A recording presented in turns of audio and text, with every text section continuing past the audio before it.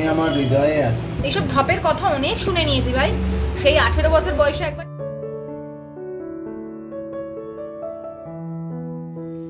Sorry, আজকে এই জায়গাটা দেখিয়ে ব্লগটা শুরু করতে হচ্ছে, তার কারণ আজকে আমি বাথরুম ক্লিন করব। আর তোমরা তো জানো এখানে আমার সমস্ত এই ক্লিনারের জিনিসপত্র থাকে। এগুলো হচ্ছে গার্বেজ ব্যাগ, মানে সব পরিষ্কার। সকালবেলা ময়লা বের করে নিয়ে গেছে, নিচ টিচ সব ঝাড় দিয়ে পরিষ্কার। এখানে কোনো ময়লা দেখবে না, এগুলো সব ক্লিন করাই আছে।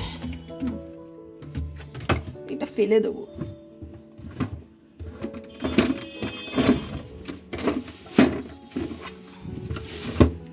জাস্ট কিছুক্ষণ আগেই ময়লা নিয়ে গেছে, পুরো পরিষ্কার করে শুকিয়ে তারপর রাখা হয়, একটু অর্গানাইজ করে দিই।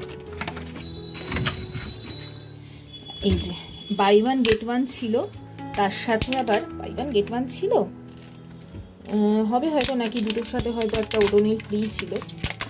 যাই হোক,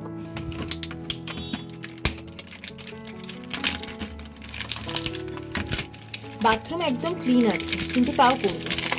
পরিষ্কার থাকতে থাকতে পরিষ্কার না করলে নোংরা হয়ে গেলে খুব কষ্ট। আর আমাদের তো আয়রন প্রচণ্ড, যেহেতু মাটির তলার জল, খুবই আয়রন। একজন হাউসওয়াইফকে সব কিছুই ঘাটাঘাটি করতে হয়, তো তাই কোনো জিনিসই বাদ দিলাম না তোমাদের সাথে শেয়ার করতে। মানে আমাদের ঘরের যে যাবতীয় কাজকর্ম থাকে, পরিষ্কার করতে গেলে তো একটু নোংরা ঘাটতেই হয় বলো। তাই ভাবি তোমাদের সাথে না শেয়ার করার কিছুই নেই, কারণ তোমরাও সেম কাজই করো, তোমরাও প্রচুর নোংরা ঘেটে তবে একটা সংসারকে ক্লিন রাখো। তাই শেয়ার না করার কিছু নেই। দাঁড়াও, এখনো মুখ দেখিয়ে উঠতে পারি। সকল বন্ধুকে অনেক স্বাগত জানাচ্ছি। বিছানার চাদর টাদর সব তুলে দিয়েছি, এখনো পাতিনি। আগে স্নান করবো, কারণ ঘর পরিষ্কার হয়ে গেছে। আগে স্নান করব, ভালো করে বিছানার চাদর পাতবো, তারপরে আগে স্নান করব, পুজো করব, কারণ বেলা হয়ে যাচ্ছে। তাড়াতাড়ি তাড়াতাড়ি পুজোটা করতে হবে। ওডোনিলটা আপাতত থাক, একটা কিছুর সাথে ঝুলিয়ে তারপরে দেব। এখানটা থাক এখন, ওডোনিলও লাগবে বাথরুমে। এটা কি বলো তো, এটা সানি ফ্রেশ। তো এই দেখো আমার বাথরুম কিন্তু একদম পরিষ্কার, বালতি ঠালতি সব মাজা ছিল। এই কবে সোমবার দিনই মঙ্গলবার করা হয়েছে, বাথরুম পরিষ্কার করেছি। আর যেহেতু জলে আমাদের প্রচুর আয়রন, সেই জন্য মাঝে মধ্যে অ্যাসিড দিয়ে বালতি গামলা পরিষ্কার করতে হয়, না হলে কালো একদম। আর সাবান দিয়ে ওই ওঠে না, আর ফ্লোরও তাই। তো ওই জন্য পরিষ্কার থাকতে থাকতেই পরিষ্কার করব। আসলে সেই গত রবিবার শ্যাম্পু করেছিলাম, তারপরে অম্বাবচী পেরিয়ে যাওয়ার পরেও বৃহস্পতিবার তো আর শ্যাম্পু করা যায় না, বুধবারও আমরা শ্যাম্পু করতে পারতাম না। তো সেই জন্য একেবারে শুক্রবার শ্যাম্পু করব। আর ভাবলাম সেই জন্য বাথরুমটাও ক্লিন করে নিই। দুবার গেছে পাল্টাতে, জানো। একবার অন্যরা, বাহ খুব সুন্দর আছে, এই খুব সুন্দর আছে। নিচের অংশটা এত বড় নিয়েছো কেন? বাহ, এরকমই থাকে,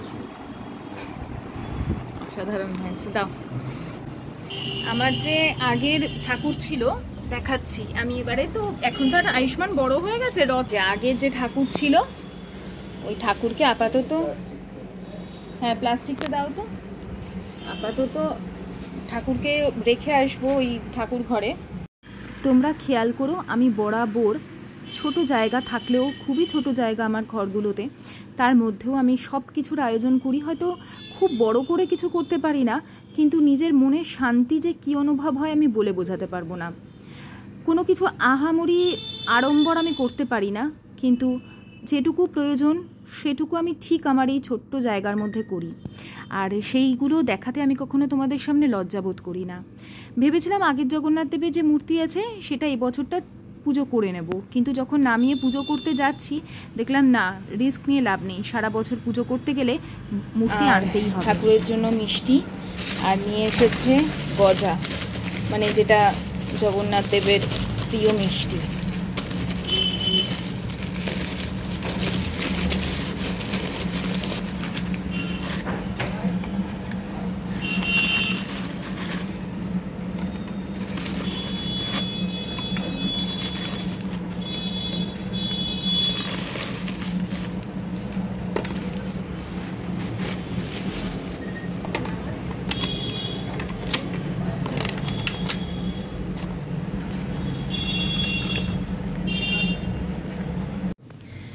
এই যে খুব বেশি ভিডিও করতে পারিনি, সাজানো হয়ে গেল। দেখো কেমন হয়েছে ঠাকুর বলো অবশ্যই কমেন্ট করে জানিও। আজকে আমার অনেক দিনেরই ইচ্ছে ছিল, যেহেতু ওই আগের ঠাকুর মানে যে জগন্নাথ দেব ছিলেন আমার বসানো, সেটা আয়ুষ্মানের রথে এনেছিলাম, তখনও ছোট ছিল। তারপরে ওই ঠাকুরকে আসনে বসিয়ে পুজো করতাম। তো অনেক দিনের ইচ্ছে ছিল, একটা আলাদাই আমার মনে শান্তি আসে। যদি এই ছবিটা আমাকে একজন এনে দিয়েছিল ওই পুরী থেকে, তো এটাও ছিল, কিন্তু আমার একটা আলাদা যে কি শান্তি হচ্ছে মনে আমি বোঝাতে পারবো না। ঠাকুরকে দিয়ে দিয়েছি ফুল, আর সব ঠাকুরের পায়ে ফুল অর্পণ করে দিয়েছি। সরস্বতী কালকেই সব কিছু ঠাকুরের জামা কাপড় বদলিয়েছিলাম। তো প্রসাদ মানে ভোগ তো নিবেদন করে দিয়েছি, এবার আমি আরতি করব ঠাকুরের।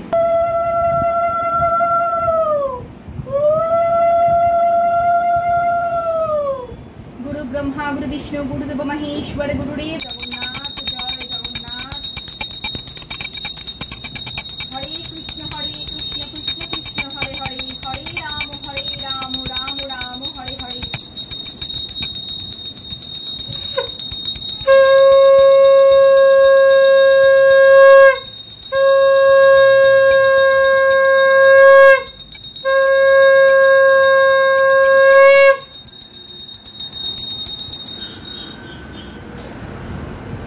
ভগবানের খাওয়া হয়ে গেছে, আমি আবার এলাম ঘরে ঠাকুরের কাছে। এখন প্রসাদগুলো তুলে নেব, কারণ সকলের মধ্যে প্রসাদ তো বিতরণ করতে হবে। প্রসাদ সকলকে দিয়ে খাওয়ার মধ্যেই পূর্ণ।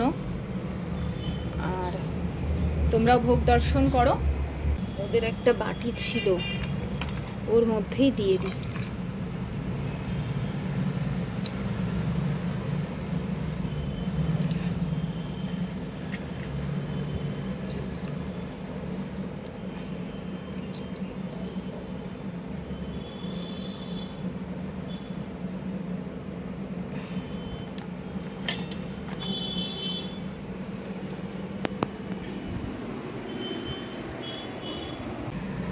আমাদের প্রসাদগুলো তুলে রেখে দিই। আয়ুষ্মান খুব ভালোবাসে খেতে এই প্রসাদ। আমি খাবো, একটু পরে খাবো।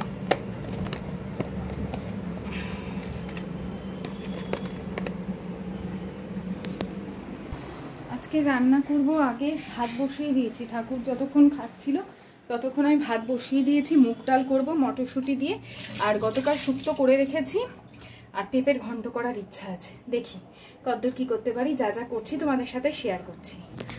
তো নিরামিষ কী কী পদ করব তোমরা একটা আইডিয়াও পাবে। একটু নতুনত্ব করবার চেষ্টা করি সবসময়। পনির স্যাটারডে মানে যে কোনো নিরামিষ দিনে দেখবে আমার তো ওরকমভাবে বাঁধা ধরা কোনো নিয়ম থাকে না, মানে কোনো পার্টিকুলার ডেতে আমি নিরামিষ খাই না। আমার এরকম পুজো পার্বণে আমি নিরামিষ করি। তো আমি দেখেছি ম্যাক্সিমাম ক্ষেত্রেই নিরামিষ দিনে পনিরটা সব বাড়িতেই হয়। তো আমি একটা আইডিয়া দেওয়ার চেষ্টা করলাম। আমার যেরকম সবজি বা ডাল খেতে ভালো লাগে আমি সেইগুলো করি, তো তোমাদের সাথে একটু শেয়ার করছি। এখানে মুগ ডালটা অবশ্যই ভেজে নেব। কাঁচা মুগের ডালও খেতে পারো, যাদের মুগ ডাল খেলে গ্যাস অম্বল হয় তারা কাঁচা মুগ ডাল খাবে। আমি এখানে একটু ভেজে নিই। যখনই মুগ ডাল করবে একটু ভেজে খেলে সেটার স্বাদ কিন্তু বহুগুণ বেড়ে যায়। এটা আমরা সবাই জানি, আবার অনেকেই জানি না যে কাঁচা মুগ ডালও খাওয়া যায়, সেটারও স্বাদ কিন্তু যথেষ্ট ভালো। যাই হোক, ওটা ভেজে তারপর ধুয়ে নিলাম ভালো করে। এখন এটাকে সেদ্ধ হতে বসিয়ে দিয়েছি। সামান্য নুন দিয়ে দিয়েছিলাম। আর এটা হচ্ছে মটরশুঁটি। আমার যেহেতু ফ্রোজেন মটরশুঁটি, মানে আমি ওই যখন শীতকালে মটরশুঁটি ওঠে তখন ফ্রিজে 1 বছরের জন্য স্টোর করে রেখে দিই। তোমাদের সাথে কিভাবে স্টোর করে শেয়ারও করেছিলাম। তো আমার না উঠে মানে পুজো দিয়ে উঠে আর অন্য কিছু খেতে ইচ্ছা করছিল না, তাই ভাবলাম একটা কলা খাই। কলাটা খেলে এনার্জি পাবো। আর ভাবলাম যে এখন যদি আমি প্রসাদ মানে ওই ভাজা গজাটা খাই তাহলে আবার অসুবিধা হতে পারে। তো সেই জন্য কলা সবসময় যখনই আমাদের দেখবে এনার্জি ডাউন লাগে, যদি ঘরে কলা রাখা থাকে একটা কলা খেয়ে নিলে সেই এনার্জিটা কিন্তু আবার বুস্ট হয়ে যায়। ওই জন্য আমি দেখেছি অনেকেই ভোরবেলা মানে সকালবেলা ঘুম থেকে উঠেই আগে খালি পেটে কলা খেয়ে নেয়। যাই হোক, ডাল আর মটরশুঁটি যখন সেদ্ধ হয়ে গেছিলো তারপরে ফোড়নে দিয়েছিলাম গোটা গরম মশলা, তার সাথে গোটা জিরে, আদা বাটা দিয়ে ডাল ওটা ঢেলে দেওয়ার পর যখন ফুটে উঠেছিল বেশ 1 চামচ মতন গাওয়া ঘি দিয়ে দিয়েছিলাম। তার ফ্লেভারই আলাদা। এটা শ্বশুরমশাইয়ের জন্য দিয়ে আসছি। আর যেহেতু মানে আমাদের ঘরে কি বলো তো, আমার ঘরে বিশেষ করে যেমন ডাল হবেই, কিন্তু আমার শাশুড়ি ঘরে আবার মানে মাছ মাংস বা কোনো গ্রেভি জাতীয় কিছু হলে আর ডাল করে না। আমাকে আয়ুষ্মানের জন্যই মেনলি ডালটা করতে হয়। তো আজকে ওদের চিকেন হয়েছিল আর বোধহয় কিছু ভাজাভুজি করেছিল, ওই জন্য শ্বশুরের জন্য আমি ডালটা দিয়ে এসেছিলাম। আর এদিকে আমি চলো পেঁপের ঘন্টটা কিভাবে করছি তোমাদের সাথে একবার শেয়ার করে নিই। এখানে ছোট ছোট যে বড়ি আছে সেগুলো আমি ভেজে তুলে নিলাম। কড়াইতে আবার তেল দিয়েছি, তার মধ্যে দিয়ে দিলাম গোটা জিরে, সামান্য হিং আর আদা বাটা। এই হিং আর আদা বাটার একটা আলাদাই ফ্লেভার অ্যাড হয় একসাথে দিলে। তো এটাকে বেশ ভাজা ভাজা করে নিয়েছি। এর মধ্যে দিয়ে দিলাম অল্প পরিমাণে জিরের গুঁড়ো, দিয়ে সামান্য জল দিয়ে দিলাম যাতে গুঁড়ো মশলাটা পুড়ে না যায়। এরপর হলুদ যতটা পরিমাণ দরকার সেটা দিয়ে এবার কুড়িয়ে রাখা পেঁপে, আমি ওই যে ঘষানিগুলো থাকে না ওইটা দিয়ে, মানে গ্রেটার, ওইটা দিয়ে গ্রেট করে নিয়েছি পেঁপেটাকে। সেটাকে ভালো করে দেওয়ার পর আমি খুব ভালো করে ভাজা ভাজা করে নিয়েছি। এটা কিন্তু আমার রেসিপি না, আমি তোমাদের বলেছিলাম ফেসবুকে আমার একজনের পেজ আমি ফলো করি, তার কাছ থেকে আমি এটা শিখেছি। এরপরে এর মধ্যে দিয়ে দিলাম কাঁচা লঙ্কা ভেঙে ভেঙে, দেখে নিলাম নুন মিষ্টিটা ঠিক আছে কিনা। তারপরে এটাকে ভাজা ভাজা করে নিয়ে সামান্য জল অ্যাড করেছি আর অল্প পরিমাণে চিনি অ্যাড করব। জল অ্যাড করার কারণ এটা একটু নরম হবে, বেশ মাখা মাখা হলে খেতে ভালো লাগে। এই যে সামান্য চিনি অ্যাড করলাম, দিয়ে এরপরে আমি ভেজে রাখা বড়িগুলো দিয়ে কিছুক্ষণ নাড়িয়ে চাড়িয়ে একদম হাই ফ্লেমে ভাজা ভাজা করে নিয়ে নামিয়ে নেব। এই পেঁপের ঘন্টটা দিয়ে তোমার অর্ধেক ভাত খাওয়া হয়ে যাবে। তো ওদিকে আমি কিন্তু ঝিঙে আলু পোস্ত বানিয়ে নিয়েছি, ওটার রেসিপি আর তোমাদের দেখাইনি। সামান্য 5 ফোড়ন দিয়ে লাস্টে পোস্ত বাটা দিলেই তো হয়ে যায়। নিরামিষ ঝিঙে আলু পোস্ত আর বানাতে কেমন মানে কী আর লাগে সেই জন্য আর দেখাইনি। এরপরে কিছু মশলা পাঁপড় ভেজে নিচ্ছি। আশিস খাবে, পাঁপড়টাও আমি অ্যাভয়েড করছি এখন, যতটা তাড়াতাড়ি নিজের শরীরটাকে ডিটক্সিফাইড করা যায় আর কি, সেটাই চেষ্টা করছি। কারণ শরীরে প্রচুর টক্সিন জমলেই আমাদের এই অ্যাসিডিটি, অম্বল এগুলো বেশি মাত্রায় হয়। আর ওই জন্য ডেয়ারি জাতীয় খাবারও এখন বন্ধ রেখেছি। আর আয়ুষ্মান এই মশলা পাঁপড় খেতে চায় না, মানে ভালোবেসে খায় না, সেই জন্য ওর জন্য একটু ব্যাট পাঁপড় ভেজে দিলাম। তো দেখো তোমাদের দেখাই একদম পারফেক্ট যে ভেজ মেনু হয়, সেই ডিলিশিয়াস ভেজ মেনু বলতে পারো। প্রথমে তোমাদের সাথে শেয়ার করছি সাদা ভাত, আর এই শুক্তোটা আমি গতকাল করেছিলাম, আজকের নয়, আলাদা করে আমি তুলে রেখে দিয়েছিলাম, সেটাকে গরম করে নিয়েছি শুক্তো প্রথম পাতে খাওয়ার জন্য। পাঁপড়টা পড়ে গেল। আচ্ছা, এটা হচ্ছে মুগ ডাল, যেই তোমাদের সাথে শেয়ার করলাম, শ্বশুরমশাইকেও দিয়েছি। একদম ভালো করে ঘি টি দিয়ে এই মুগ ডালটা বানিয়েছি মটরশুঁটি দিয়ে। আর তার সাথে খাওয়ার জন্য আমাদের জন্য মশলা পাঁপড়, আয়ুষ্মানের জন্য ব্যাট পাঁপড়, আর এই হচ্ছে ঝিঙে আলু পোস্ত। মুগের ডালের সাথে ঝিঙে আলু পোস্ত না হলে চলে না। আচ্ছা, শুক্তো খাওয়ার পর খাবো হচ্ছে পেঁপের ঘন্ট। পেঁপের ঘন্ট ভীষণ ভালো লাগে, রেসিপিটা তোমাদের সাথে শেয়ার করলাম, অবশ্যই ট্রাই করো। আমিষের দিনেও আমি শেয়ার করে দেবো কীভাবে এই রেসিপিটা করতে হবে, চিংড়ি মাছ দিয়ে, ভীষণ টেস্টি হয়। তো এই, আর এখন আশিস গেছে স্নান করতে, আমি খাবো। এই পাঁপড় কেন বলো তো অল্প ভাজলাম, বেশি আমি পাঁপড় খাবো না, কারণ আমার তো বুঝছই যে অ্যাসিডিটির যে সমস্যা হচ্ছিল সেটা আগে কন্ট্রোল হোক, তারপরে আমি একটু, এখন আমি খুব মানে যদি ভাজা কিছু খাইও এমন কিছু তার আগে খেয়ে নিতে হবে যাতে, মানে ওষুধ ছাড়া বলছি, এমন কিছু আমি নিয়ে ভীষণ রিসার্চ করছি। আমি আবার এইগুলো নিয়ে ভীষণ বেড়ে পাকা, তো খুব রিসার্চ করছি যে এমন কিছু খাওয়ার আগে কি ধরনের খাবার খেলে ওগুলোকে অ্যাবজর্ভ করে নেয়। তো যেমন আমি শশা খেলাম, ভুলেই গেছি, আমি একটা গোটা শশা 8 ঘন্টা আগে খেতে বলেছিল, আমি ভুলেই গেছি, তাই 8খানা শশা খেলাম, কারণ এখন শশা খেলে আর ভাত খেতে পারবো না। আমায় দিলে না কেন? কি শশা দেখেছি কেটে 8 ঘন্টা আগে। তোমার তো সমস্যা নেই, আমার তো সমস্যা হচ্ছে। ত্রিফলা খেতে, থানকুনি পাতা পাওনি না? এলাকায় নেই না, আমার অস্তিত্বই নেই তোমার সারা এলাকার মধ্যে, আমার কথাই খালি ভুলে যাও, সেটা বলো। তুমি আমার হৃদয়ে আছো। এইসব ঢপের কথা অনেক শুনে নিয়েছি ভাই, সেই 18 বছর বয়সে একবার ঠকেছিলাম, আর তোমার প্রতি আমি ঠকি না, একবার ঠকে গেছি, আর ঠকবো না। আমি দেখাতে পারি না, এটাই বাবা, তুমি দেখাতে পারো না, তুমি যে ড্রামাবাজ, এটাই আমার পুরো ড্রামা করো, মানে যেটুকু দেখাও সেটাও ড্রামা। এটাই আমার নেগেটিভ পয়েন্ট, যে আমি তোমায় ব্যক্ত করতে পারি না ঠিকভাবে। কি ড্রামা করতে পারি। ও থাক, ট্যাগ দিলাম না, অন্তরের অন্তঃস্থল থেকে। হাসিও না প্লিজ, তাড়াতাড়ি করো তো, খিদে পেয়েছে। তো এর উপর খুব মাথা গরম হয়ে গেছে আজকে, জানো, আমি বলছি আমি ছেলেকে আনতে যাব, কালকের অনেক দেরি হয়ে গেছে, ছেলেটা বেরিয়ে দাঁড়িয়েছিল, যদিও ওর বন্ধুর মায়েরা থাকে, সেটা অসুবিধা হয় না, একা ওকে দাঁড়াতে হয় না, কিন্তু আমি একটু তাড়াতাড়ি গেলে ও মানে ধরো কিছু বায়না করলো, আমি থাকলে সেগুলো কিছু কিছু কিনে দিতে পারি। তারপরে ধরো মাদের সাথে টুকিটাকি পড়াশোনার ব্যাপারে, বিশেষ করে পড়াশোনার ব্যাপারে খুব কথা হয় আমাদের, যে কে কী পড়াচ্ছে, কীভাবে পড়াচ্ছে, কী কী পড়া হচ্ছে, এইসব বিষয়ে জানার জন্যই আমি আরও বেশি করে স্কুলে যাই।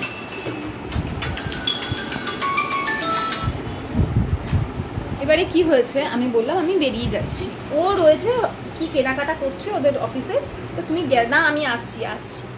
দেখছি দুটোই ছুটি, দেখছি 2:57 বেজে গেছে। আমি সোজা নিচে নেমেছি, অটো পেয়েছি, স্যাট করে উঠে গেছি অটোতে করে চলে গেছি। তারপর দেখি গিয়ে দাঁড়িয়ে আছে, দাঁড়িয়ে আবার আমাকে ফোন করছে। দেখি মিচকি, আমার চোখ পড়ে গেছে, আমি দেখে নিয়েছি এসেছে।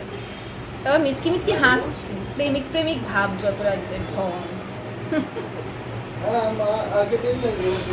ঠিক আছে চলো একটু আসো না, ঠান্ডা হয়ে যাচ্ছে। পাপা চলে আয়। তারপরে বিছানাপত্র ঠিক করব, ঠিক করে রেস্ট নেব, বিকেলবেলা যাব রথের মেলা বসেছে কিনা জানি না, ওয়্যারলেসে যাব, ওখানে রথ বেরোবে, যদি রথের দড়ি টানতে পারি তো খুবই ভালো হবে। বাবাই আয়, বিকেলে যাবি না রথের দড়ি টানতে? বিকেলে রথের দড়ি টানতে যাবে না কেন? ঠিক আছে বলে না সাইকেল চালাতে যাবো, সাইকেল যেন অন্যদিন চালাতে পারবে না, যেমন বাবা তেমন তোদের কিছু করতে হবে না, ছাড়। তারপরে খাওয়া দাওয়ার পর বেশ কিছুক্ষণ রেস্ট নিয়ে খুব ভালো করে সন্ধ্যারতি করলাম ধূপ ধুনো কর্পূর সহযোগে। আজকে প্রথমে মনটা খারাপ হয়ে গেছিল বৃষ্টি দেখে, একটু রথের দড়ি টানবো না, এত সুন্দর করে পুজো করলাম। জগন্নাথ দেব যেন আমার মনের ইচ্ছে বা মনের কথা শুনতে পেলেন, তিনি কিভাবে যে সব কিছুর ব্যবস্থা করে দিলেন অত রাতের দিকে বেরিয়েও। তোমরা দেখো আমি নিজেই অভিভূত, যে আর কি বলবো, আমার তো চোখ থেকে জল চলে এসছে আজকে, যে ঈশ্বর সত্যিই মনের ইচ্ছে পূরণ করেন। যদি নিজের মনের ইচ্ছেগুলো সৎ হয়, পবিত্র হয়, তিনি সমস্ত ইচ্ছে পূরণ করেন। এই এলাকায় এত বড় রথ বেরিয়েছে, তার দড়ি ধরে মানে যখন আমি দড়ি টেনেছি আমার চোখ থেকে জল চলে এসছে। যদি কখনো পুরীর রথের দড়ি ধরবার সুযোগ হয় তাহলে জানি না কি হবে। আমি সত্যি বলছি, আমি এত ভেতর থেকে শান্তি, এত ভেতর থেকে আনন্দ অনুভব করেছি পুজো করে এবারের, আমি বলে তোমাদের ভাষায় প্রকাশ করতে পারবো না। তো এই যে দুপুরে বিছানাটা পরিষ্কার করার কথা ছিল আর করতে পারিনি, সারাদিনের পরিশ্রমের জন্য এটা সন্ধেবেলা করে নিচ্ছিলাম। তো বিছানা গুছিয়ে ফেললাম সকাল থেকে। আজকে এই ঘরে বিছানার চাদর তুলে, এই ঘরে একটু খুব একটা আমরা শুই বসি না, তাই এই ঘরে চাদর খুব নোংরা হয় না, মোটামুটি 1 সপ্তাহ মতন চলে যায়। এই ঘরে চাদরটা পেতে রাখি, তারপর তুলে ধুয়ে দিই ওয়াশিং মেশিনে। এখন তার চাদরপত্র ধুতে কষ্ট নেই, পারলে আমি রোজই চালিয়ে দিই, মানে রোজই চাদর কাচি। আর চাদরপত্র কেচে পরিষ্কার রাখাও খুব ভালো। আজকের মোটামুটি সবই আমার টিপটপ মনের মতন হয়েছে, খালি শোকেস দুটো ওই ঘরের কবে থেকে ভাবছি পরিষ্কার করবো। আমার আসলে উইকে একদিন করে পুরো ডাস্ট ক্লিন না করলে পুরো ক্লাটার্ড হয়ে যায়, ধুলো জমে যায়। যেহেতু একদম রাস্তার ওপরে বাড়ি, খুব আমার ঘরে ধুলো জমে, মানে ভালো লাগে না। তো ওই দিকের আমি উপরে যে ঘর করেছি ওইদিকে এত ধুলো জমবে না।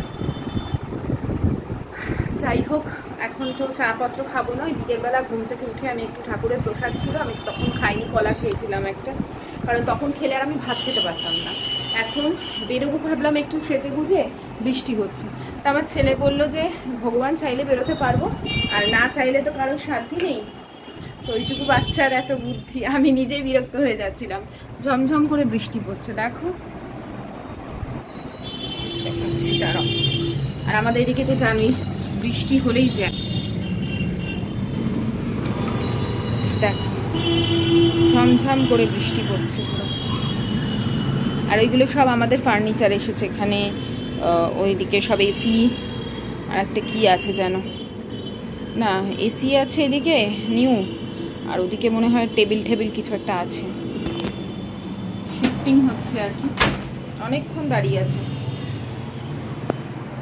আয়ুষ্মান পড়তে পড়তে বললো মা একটু যার দোকানে যাই, ঠিক আছে। ভাবলাম তোমাদের এখানে একটু কাছাকাছি জগন্নাথ মন্দিরটা দেখাবো। আমার ফিশগুলোকে দেখো, আয়ুষ্মান একটু আগেই জাস্ট পরিষ্কার করেছে এই ট্যাঙ্কটা। এরা হচ্ছে গাপ্পি না মলি বলে, আমি গুলিয়ে ফেলি। আর এদিকে তো গোল্ড ফিশগুলো আছে, আর এখানে হচ্ছে এটা হচ্ছে বেটা ফিশ, আয়ুষ্মানের ফেভারিট ফিশ। এর আগেরটাকে তো কি বলবো, আর আগেরটা আর নেই। ওই ঘুরতে যাওয়ার সময় বাবানের কাছে দিয়েছিলাম, তারপর নাকি মারা গেছে। যাই হোক, এটা আর একটা কিনে দেওয়া হলো ওকে। ওকে তো খুব ট্রেনিং দিয়েছিল, একেও ট্রেনিং দেয়, এও খুব ভালো ফিশ। এটা গাপ্পি না মলি জানি না, ভেতরেগুলো যে কোনো একটা, এটা গাপ্পি ওটা মলি, ওটা মলি এটা গাপ্পি, যে কোনো একটা হবে। ভেতরে ঘরে যেগুলো আছে, বিকেলেই দেখলাম ট্যাঙ্ক নিয়ে গিয়ে পরিষ্কার করছে। সাজিয়ে রেখেছে কি সুন্দর বাবা। চলো, ঠাকুরের জায়গাটা অপূর্ব লাগছে সত্যি। আমার ঠাকুরের জায়গা আলাদাই শান্তি, নিজেরই ফিল হয়। খুব ছোট্ট জায়গা। আমার যখন ওই ঘরের মধ্যে ছিল তখনও ওই ঘরের সাইডটুকুতেই যেন আমার কত শান্তি ছিল, ওখানটা বসলে যেন হৃদয়টা আমার শান্ত হয়ে যেত। চলো, বৃষ্টি থামতেই তিনজনে বেরিয়ে পড়েছিলাম। ওয়্যারলেসেই গেছিলাম। এইদিকে যে মন্দির আছে সেখানে নাকি মারাত্মক ভিড়, কোনো গাড়ি যেতে পারছিল না, আর মানুষ যাওয়া তো দূরের কথা। তাই ওয়্যারলেসের দিকে গেছিলাম, একটু পিছন দিকের রাস্তা দিয়ে ঘুরে, মানে কুদঘাট হয়ে গেছিলাম। বিশ্বাস করো, এরকম যখন কোনো পুজো হোক বা কোনো কিছুতে যখন তিনজনে বেরোই না, এগুলোর আনন্দই আলাদা, নিজের পরিবারের সাথে ঘোরার। এরপরেও আসবো বন্ধুর সাথে, কিন্তু এই স্পেশাল ডেতে সত্যি পরিবারের সাথে বেরোনোর আনন্দই আলাদা। আর এই স্মৃতিগুলোই তো থেকে যাবে, কদিন পরে তো সন্তান বড় হয়েই যাবে। এই সমস্ত ভাবি, আর প্রত্যেকটা মুহূর্ত একদম লুটে পুটে উপভোগ করি। খুব ছোট্ট মেলা, সেরকম আহামরি কিছু না। প্রত্যেকবার ওয়্যারলেস মাঠে বসে, এবারে না মাঠেই বসেনি, এবারে এই রাস্তার উপর দিয়েই বসেছে। ছোটো ছোটো কাউন্টার, মানে ছোটো ছোটো স্টল আর কি, সেরকম কিছুই এখানে কেনার নেই। কিন্তু ওই যে রথ সামনে আসছে, এটা তো আমি ভাবতেই পারিনি যে আমি এত দেরিতে গিয়েও আসলে এই বৃষ্টির জন্যই রথ হয়তো বেরোতে পারিনি। আর তোমাদের সাথে এখানে কথা বলতে হচ্ছে, নাহলে সাউন্ড দিতাম, যেহেতু এখানে গান হচ্ছিল না, তো সেই জন্য। আর এই সাইডে দেখো কত বড় লাইন দিয়েছে মানুষে ভোগ খাওয়ার জন্য। আমিও দিতে পারতাম যদি না এই বৃষ্টির মরশুম হতো। আর এই যে রথের দড়ি যখন ধরেছি, তখন যে আমার কি আনন্দ। আর আমার উল্টো দিকেই জানো তো আমার এক সাবস্ক্রাইবার বোন ছিল, যে আমাকে দেখে হাসছে। এবার আমি ভাবছি ও কি আমাকে দেখে হাসছে। ও আমাকে আগের দিনই বলেছিল যে ওয়্যারলেসে কোথায় হবে দিদি, তুমি কি আসবে? আমি বলেছিলাম হ্যাঁ আসবো। তো যাই হোক, কত কপাল গুনে আমি আজকে এই রথের দড়ি ধরতে পেরেছি। এখন উল্টো রথ পর্যন্ত কিন্তু এই মেলা থাকবে, সাথে রথও থাকবে। তোমরা যদি এই কাছাকাছি থাকো আসতে পারো। আর এই দেখো, আমরা সবাই এখানে দাঁড়িয়ে আছি। আমার চোখ থেকে বললাম না জল এসে গেছে আজকে রথের দড়ি ধরে।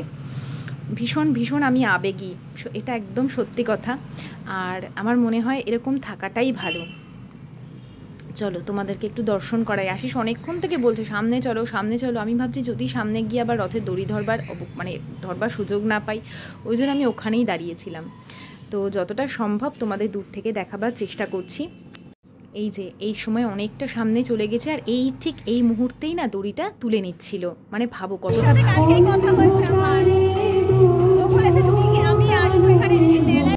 ও আমাকে এসে বলছে আমি অ্যাবস্ট্রাক্ট স্টুডিও, মানে ওর নাম হচ্ছে, আইডির নাম অ্যাবস্ট্রাক্ট স্টুডিও। আমি ঠিক বুঝতেই পেরেছি যে ওই হবে যখন ও আমাকে দেখে হাসছিল।